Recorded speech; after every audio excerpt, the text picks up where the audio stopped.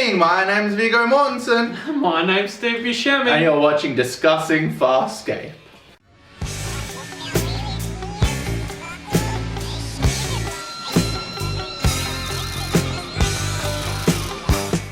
So season 1 and 2 of Star Trek The Next Generation has some really bad episodes in it. It's borderline unwatchable. Yeah, they're like... After the first watch, you watch the first thing, and then I find I can't watch it again. Well, I've gone back and there are 5 or 6 just like really bad, horrible episodes, which you don't think about when you think about Next Gen. You think about a really well-written show. But there are elements of The Next Generation that made me watch through it with my first watch through. Because early on there are a lot of bad episodes, and there's Wesley, and there's some cringe moment, there's some bad acting. Well, Wesley's what kills it for me. The first episode, now that we're on Star Trek tangent, the first episode almost killed it for me, honestly. Yeah. Like, it's fucking awful. The second episode bad too, and the third and the fourth. But there's stuff like Patrick Stewart, and the fact that it is high concept sci-fi. They're trying to do like intellectual writing. But if it wasn't for this fucking review show, Farscape doesn't have the elements to keep me going through. I've given it 4 chances now. There's no Patrick Stewart, there's no Riker. No, and the defense for the show always is that it gets better later on. Okay, well, I don't know, we're 4 garbage episodes. Where's the hook? Yeah. Well, I mean, nothing. I know what the hook supposedly is. The characters? The aesthetic, Yeah, I mean, the first episode had that. This episode thing doesn't have a nice aesthetic. Well, I mean, the props, the practical design of like that alien thing that was in the next cage, that was really cool. Yeah, that's true. I was looking at it and going, okay, I want to know what's going on with this. Who are you, Jotheb? Next in succession to preside over the consortium of Trow. What's happening that here. creature. Yeah, you know, they're giving a bunch of lore about that. Yeah. I found the discount Space Marines, I guess, or whatever the fuck they were. I mean, so they needed to do is put lead weights in the cardboard or foam costumes that they had. It's always bending. It looks like foam. It looks like foam. Yeah. There are moments where Claudia Black moves and like the breastplate just Okay. bends. Yeah.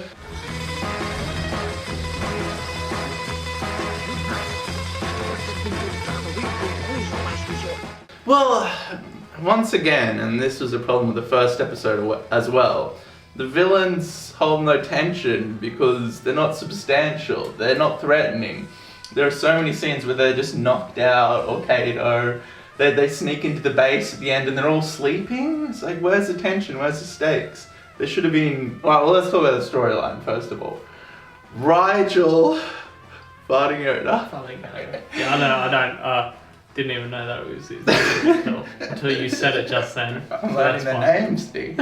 I'm learning. He gets captured and they set up a ticking clock element to create tension, which is like writing 101, that he has part of the ship and they need that part of the ship or they're going to fall out of orbit.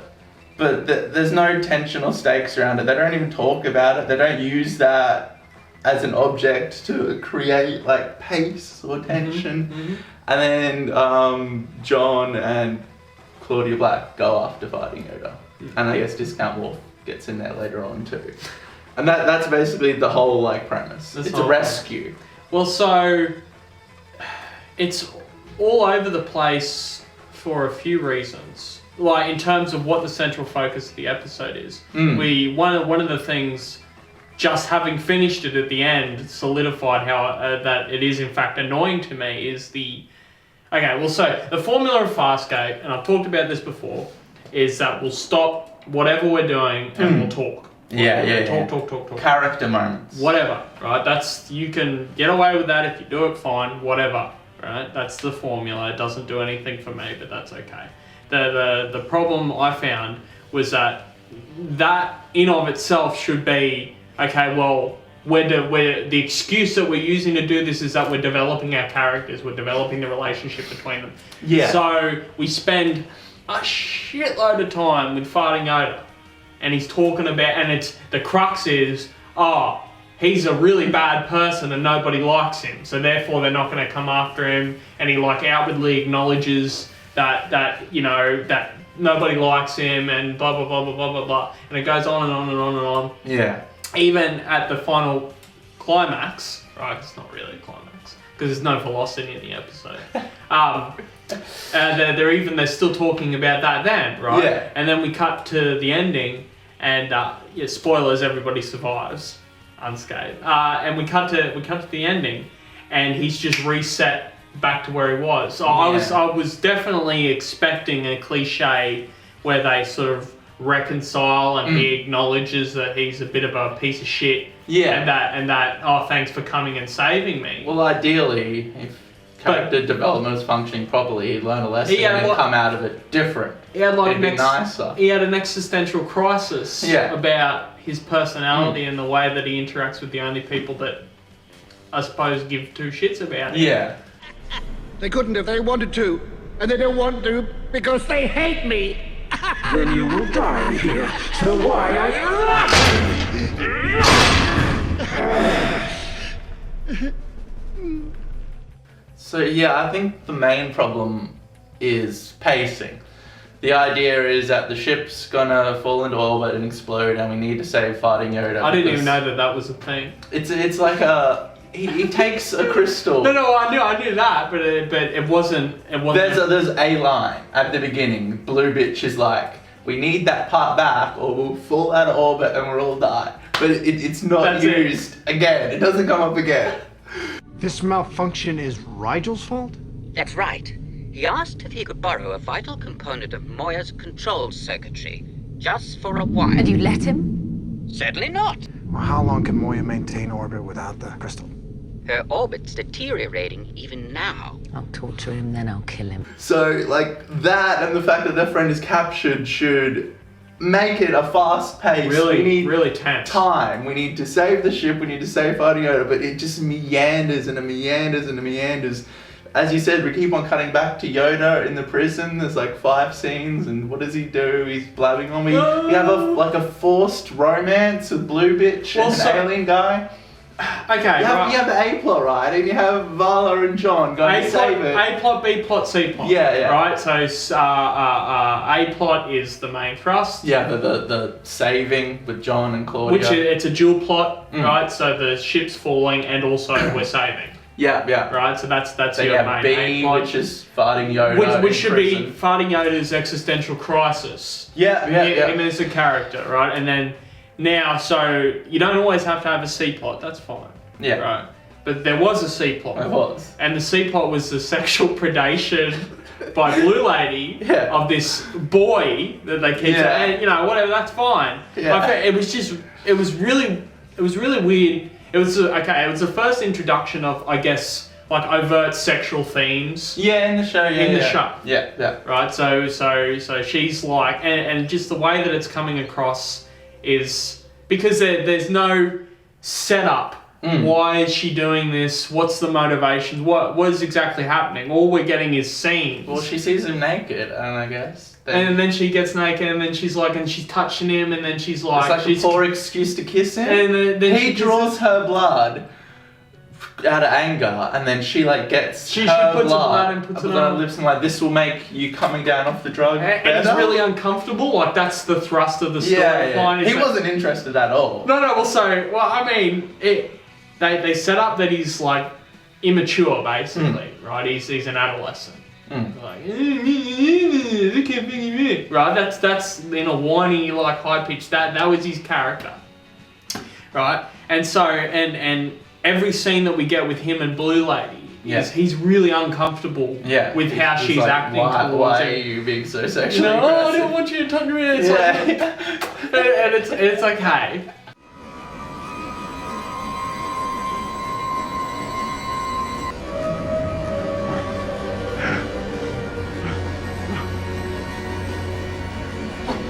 This should relieve the symptoms of withdrawal.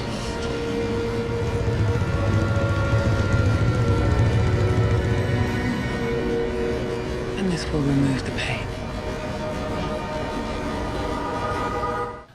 And now, so we find out what the actual payoff is. That because she treated him so nicely, then therefore when the commander of the aliens calls to verify that they don't have any money, he's like, oh yeah, no, they don't have any money. Yeah, so these guys, enemies, they take Rygel as a hostage and then they want money because they think he's a king. Which technically he is because he told them he was. Yeah, and then the guy finds out that they have no money and he just lets them go. But the point of taking a hostage is you demand the ransom. If the ransom doesn't come, you kill the hostage.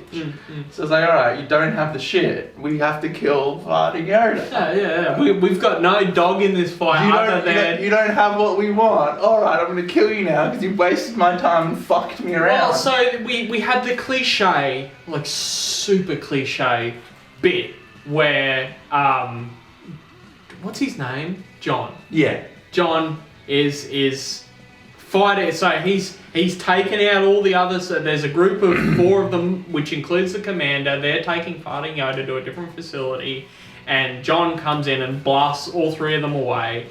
And he's in a standoff with fucking the main commander, and his arm bracelet runs out of juice, right? Conveniently. And so that's fine, whatever. Right? Yeah, super convenient. There's lots of convenient fucking things in this episode. And so, okay, now he has to use diplomacy. Okay, that's fine. And so he starts rattling off a bunch of lies. Yeah, really overt, obvious lies. It's like, he's sick. Yeah, he's sick. Oh, He'll no, give he's you a not. disease. He's insane. Oh, no, he's not. He's this. Oh, no, he's not. Oh, well, he's not actually really a king, and we don't actually really have any money. Oh. Because he's not really a king. I'm not. He's not. He's an escaped mental patient. Illusions of royalty. Right now, he's not insane, but he is sick. He's very sick. Very contagious. Right, he's not sick, but he is worthless.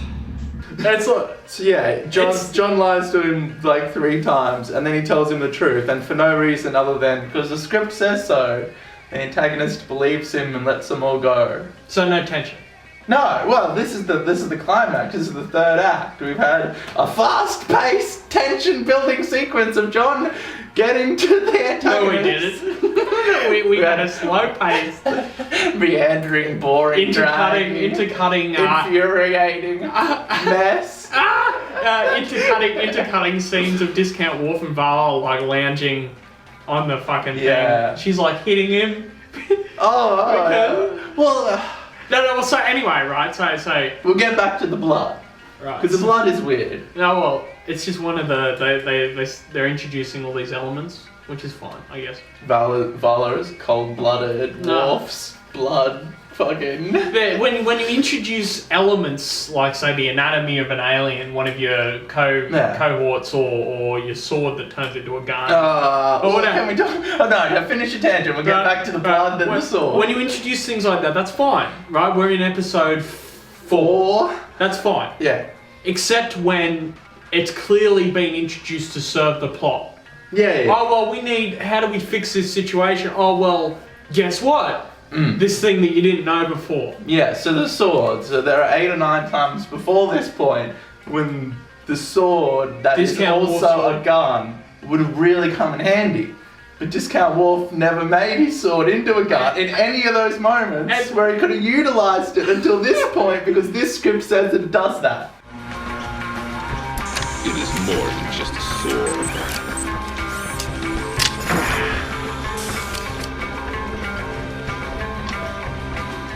And because the gun that they had blew up because John didn't know how to use it. Okay.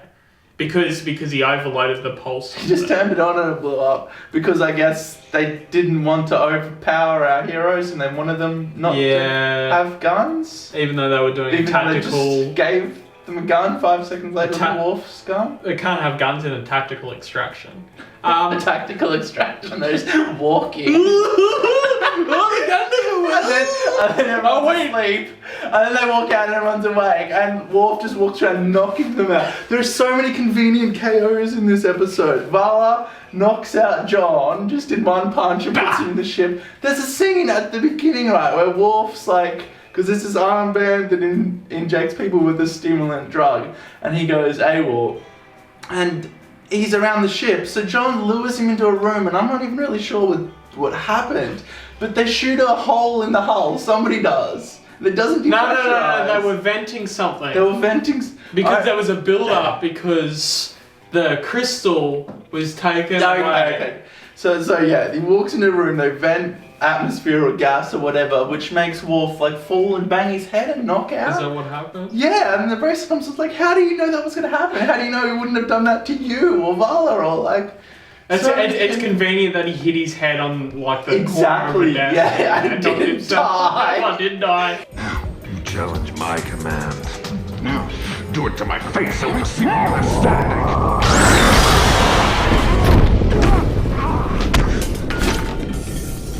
That was your plan?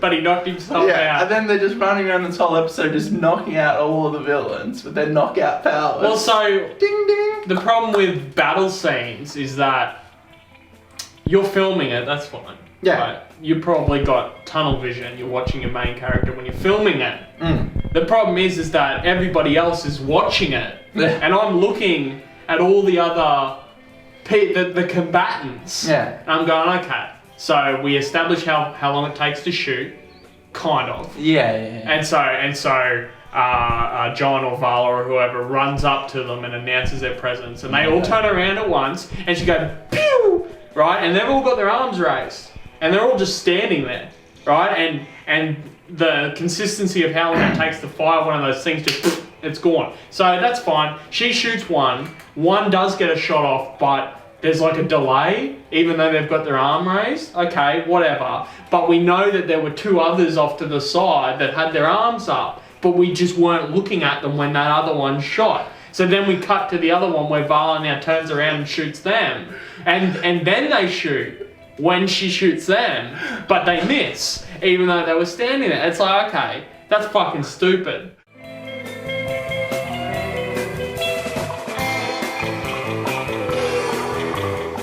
Right, I have an explanation, right?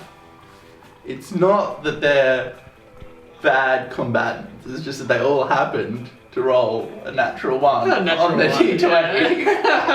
Critical failure. Yeah, all of them. They had to re-roll, so they didn't drop their weapon. So it was just a coincidence that every fucking situation they had, all the enemy just rolled a natural one. It's just there's and then that's a D&D reference if you didn't get it. D&D reference. Thank you. It doesn't. There's no tension. And so okay, right. If you watch Stargate, I'm pretty sure the same thing kind of happens with the Jeff. Yeah. Right. Yeah. I'm pretty sure the same in thing. lots of shit. It happens all the time. It happens in sword fights. It's hard to choreograph action sequences where you got one That's antagonist, fine. But the problem one is protagonist and 5 antagonists. Yeah, well, that. The problem is that it's all building up. Like, so if we cut from them like meandering in the forest, talking to each other, going, right, and then we cut to, and then it's like, okay, well, me as a character, I'm gonna go take action, and they no tactics. They run into the open. Yeah. They're running to the open, and they're like, hello, like stop right there, criminal scum. Right? Knocks them all out. Knocks them all out, and it's just, I'm watching Yeah, so our characters are stupid. They never at any point had like a plan that they devised and told the audience. The crystal was taken and they flew down to the planet and just knocked out everyone or fucking fought them with their magical powers. The magical prescience. Yeah, was able to defeat this inept, retarded fucking enemy force. Oh. Yeah, I don't know. Again, if the velocity of the episode, let's say we take out all the You cut out the romance. Yeah, well you cut out all the crap where you're cutting away from the main thrust of the episode. Yeah, cutting away from John and the rescue attempt. Fighting over. If you had all that just in current scenes. A convincing enemy. Well, it would probably be better. Yeah. Again, I find that because when you're framing a shot, you've built up so there's a focal point of the action, right? You're watching, and even if you don't care about your characters, I guess you're invested and you're watching. You're like, oh, cool, we're doing this, and we're going, and there's velocity in the shooting and everything. But it's like, okay, talkie, and then they kind of like jog out into the open, and then it's like a still shot, and they go, and then we cut away. And I'm watching, and now I'm looking away from the center of focus of the shot, looking at everything else, just sort of going, oh, what the fuck are they doing? What's going on here? What's happening here? And that's a pretty severe failure of capturing, the focal point of what you're filming.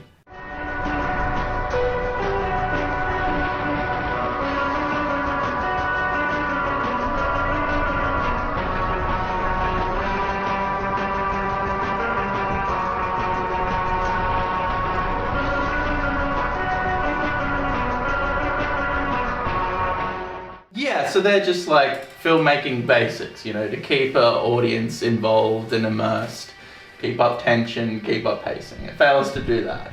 Well, let's get tedious and talk about little tiny things. Like the bracelet, right? So there's this bracelet injects people with drugs. It's a rip-off, it's a direct... Now, so, I don't know when the episodes came out, so I might be wrong. But if it came out after the Stargate episode of Season 4, I think, called Upgrades... It's either Season 4 or like Season 3. Upgrades. So Stargate came out in 97, this came out in 99. Okay. Yeah, well, the first season of Stargate came out in 97. So that would have been pretty close. It's fucking close, right? One of them fucking ripped it off. Okay. Right? But anyway, okay. There's a Stargate episode which does the same thing. Like superhero bracelets. But there's a clear shot where it shows and it has all these needles. Vala does it, John does it, Worf does it, Old Mate does it. Are they not worried about like HIV or anything? No, yeah. Okay. No, space AIDS is not a thing. No, there's no space AIDS. Freddie Mercury would have lived to a ripe old age in Farscape universe. Give me that needle, baby.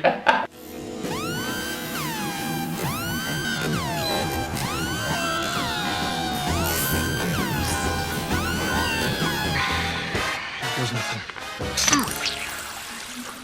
And so Worf, discount Worf. It didn't like the specific drug or whatever was just like consistent across all species.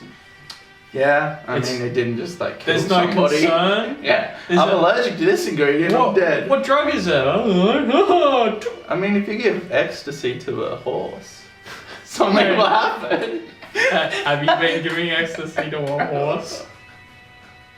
Anyway. Yes, I don't know. That's very nitpicky. Also the nitpicky thing, and I guess this is similar to the Vala being cold-blooded, weird shenanigans that they just did for that episode. But Worf gets shot, right? And his blood, I guess, coagulates. So naturally when his species gets injured, his blood becomes thick and coagulates, which will lead to his death. So you need to hit the wound. Why does it lead to his death? Well, I don't know, because he gets shot, right? And they say something, they say a line, I'll cut it in here. Just take it easy. The blood. What color is it? It's dark red, almost black.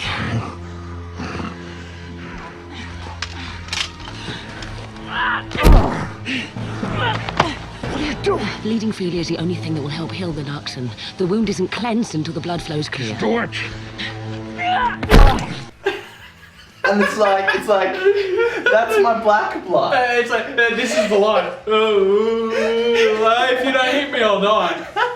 That's the line. He's bleeding his black blood, right? And he's like, oh, that's my black blood. and Vala's like, oh, their race, blah, blah, blah. He needs to bleed his red blood, otherwise he'll die. No, clear blood. His clear blood. His see-through blood.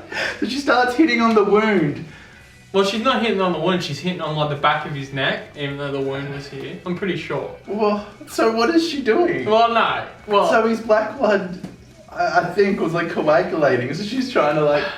The problem is that they explained it. They did explain it. There was a throwaway line. Whatever the explanation was. Yeah. I don't remember it. I don't really care. Now that's kind of... I don't think that... Normally I would say that's a problem with me. But I think it's a problem with the episode. Yeah, well, if the audience doesn't understand, it's like just a random scenario that they've jammed in there to like try to create tension. But when you look at it with any level of detail, one, you can't understand it, and two, it makes no sense even if you did understand it. Well, it's like... It's just throwaway line. It's like the typical like Lucas prequel thing. Yeah, reverse the polarity of the couplet, the energy couplets. Techno-babble. Yeah, but biological techno-babble. Biological babble? No. Anatomy babble. Yeah. Well, it's kind of like the sword gun. There was a line that explained why it wasn't a thing. Now, the line was just a throwaway line. I'll cut it in here. Is it charged? It was, when the Peacekeepers took it from me. How long ago was that? 8 cycles. And it happened, and it was so convoluted. To me, it seemed so convoluted that I couldn't process it in time by time, and it just like glanced over it. Yeah. And it's like, okay, well, so I still don't get why you haven't been using this for the last 3 what was it? episodes. It was taken by the Peacekeepers 8 cycles. When was it charged last? 8 cycles ago, when it was taken by the Peacekeepers. Okay.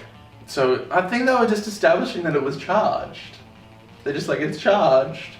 So maybe they didn't establish why he hasn't used it. Because he's a fucking dead shit. He's a retard. At the beginning where he goes through his power complex, he's like, oh, I should be the rightful fucking leader and ruler. I was like, you're the dumbest piece of shit I've ever fucking seen in my life. You should be leading no teams. You're so underqualified. Yeah, go sit in the corner. Yeah. Go sit in the corner. You're the tank. You can't even do that. You can't even fight or defend. Why can't you can't lead? Why can't the blue cougar sexual predator woo the fucking discount water game to settle his shit? Well, she's like super strong now that we've learned from this episode, so why isn't she on the A-team down on the planet? She should be there. She seems competent and intelligent, where the rest of them don't. Yeah, she's like level-headed and mature and she could seduce people, she could knock them out. She's like hyper-sexualized. She could just create like these potions and remedies out of shit. Sleep mist. I can formulate one. That's another thing that's really fucking getting to me. Oh, yeah. Is all the pop culture references. We get John Wayne, we get the Green Lantern. John Wayne, who's that? Oh, John Wayne out of True Grit. It's like, you explaining that doesn't mean anything to them. Nobody knows what you're talking about. Like, just stop saying it. Yeah. It's not funny. Like, he's the fish out of water. Like, was he just spilling pop culture references when he was back on Earth with people before he was a fish out of water? Oh man, that's like John Wayne. It's like, could you please stop? Yes, that is a movie. We do know that they will pay us to haul cargo, which they're not going to do if you go in there doing your John Wayne impression. John Wayne, who's that? A relative? John Wayne? No, the big guy. True Grit, Searchers, the Cowboys, Genghis Khan. But now that he's the fish out of water, he's just spilling like Earth pop culture references that no one gets to re-establish the fact that he's a fish out of water. Well, we all know he's a fish out of water. You know what's a great example of that? Is Quill from Guardians of the Galaxy. And the couple of times that he does it, and the way that what's his face delivers those lines is just... The dialogue is 100% better. There are so many dialogue moments. There's a scene where John gets a water balloon. He's like, I used to do this when I was back home kid. Excellent. Check it out. It's a water balloon. Here. What? Oh, you think you can throw it with any accuracy? Yeah. I grew up with these things. Excellent. Cutting me up.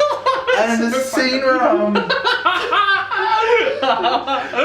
where Vala, I don't know, she gets knocked out by Wolf's tongue and she falls on him. Which I'm sure that they've used that before, the tongue thing. The Jar Jar Binks tongue knocks people out. Ah, booty bro. So she falls on him. And John's like, oh, you really knocked her out good. And he's like, a lumpy blanket, get it off of me. Like, that was the line. I'm cutting me up. A lumpy blanket, get her off.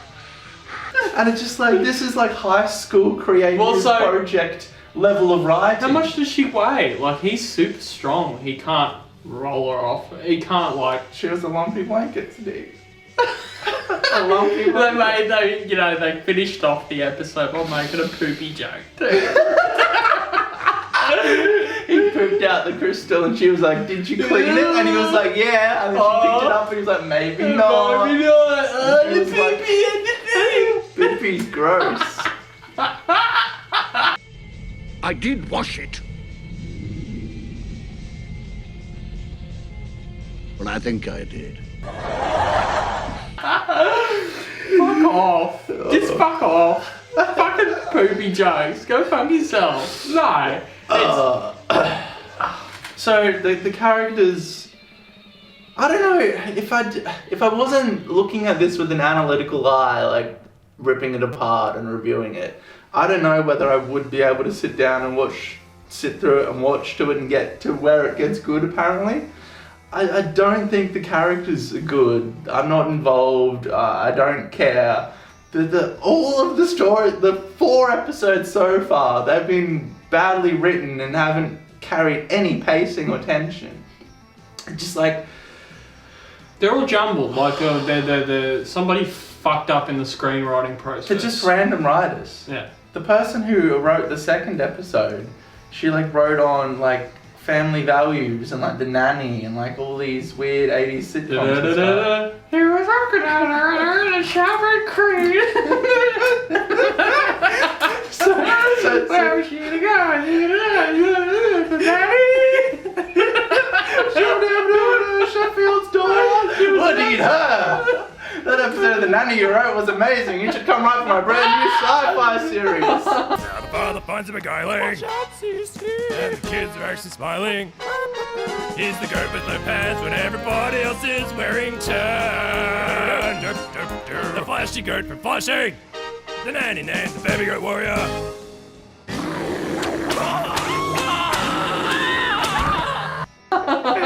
You're great at sci-fi. What do you know about sci-fi? Oh, I read fucking 10,000 Leagues Under the Sea. You got the job. So yeah, I think I prefer to be watching The Nanny. We need what's her face. What is her name? Fran Drescher. Fran Drescher. Is that the actual actor's name? That's the actress's name. I don't know. That's the character's name too, isn't it? Yeah. Fanny? Yeah. I think it's like Jerry in Seinfeld. Isn't his name Jerry in Seinfeld? Yeah. Jerry Seinfeld. So and Ray and Everyone Loves Raymond. I actually like Jerry Seinfeld. I actually like Seinfeld.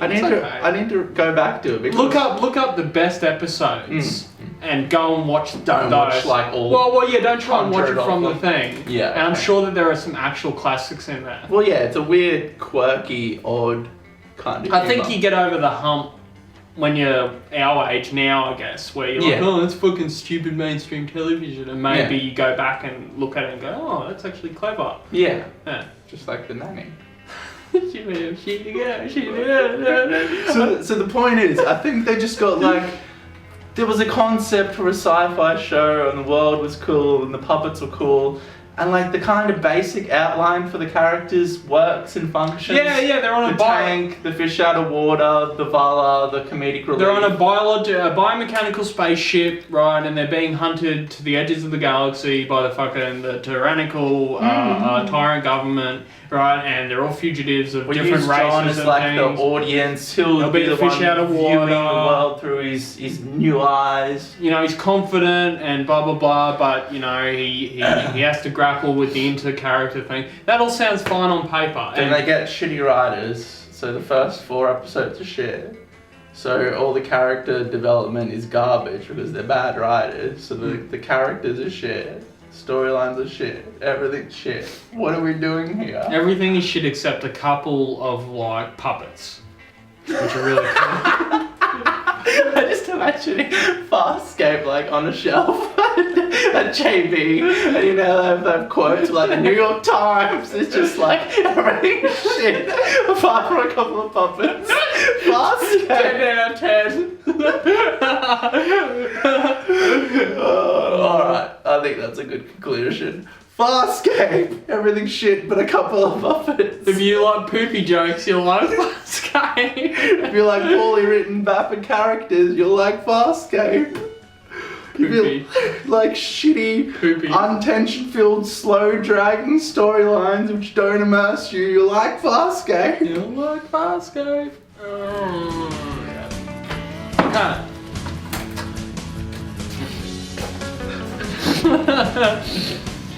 Oh.